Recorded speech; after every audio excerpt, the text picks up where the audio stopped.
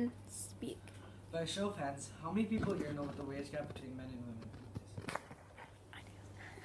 And by show of hands, how many people believe it exists? Anybody? I have news for all the people who raised their hands and did it. The wage gap isn't what you think it is. It's not as big of a deal as you think it is. Almost every single time you hear the claim that women are being paid 77 cents for every dollar a man is being paid, when the wage gap is mentioned. The truth about this claim is that it's not a proper comparison. Basically, you're taking all the salaries of the males and comparing it to all the salaries of females. In this case, they're not taking out factors such as the occupation, the hours worked, and such. This is not a proper comparison because you're not comparing the same statistic.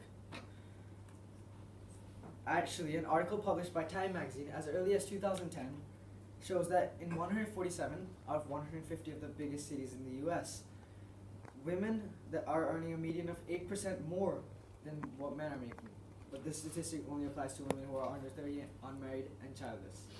Speaking of children, oftentimes a counter-argument to this topic would be that once women come back from paternity leave, or maternity leave, or leave to spend time with family, they are being paid less. This is true because during this time men have gained hours or worked more hours than women have, causing their salary to go up. In the article published by data from the National Longitudinal Survey says that women are not working for 27% of the time, while men are not working for 11% of the time. Having more experience would benefit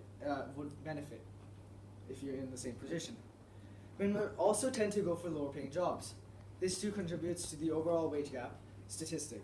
An article published by the NCPA titled "The Wage Gap Myth" says, a study by the Center for Policy Alternatives and Lifetime Television found that 71% of women prefer jobs with more flexibility and benefits than jobs with higher wages.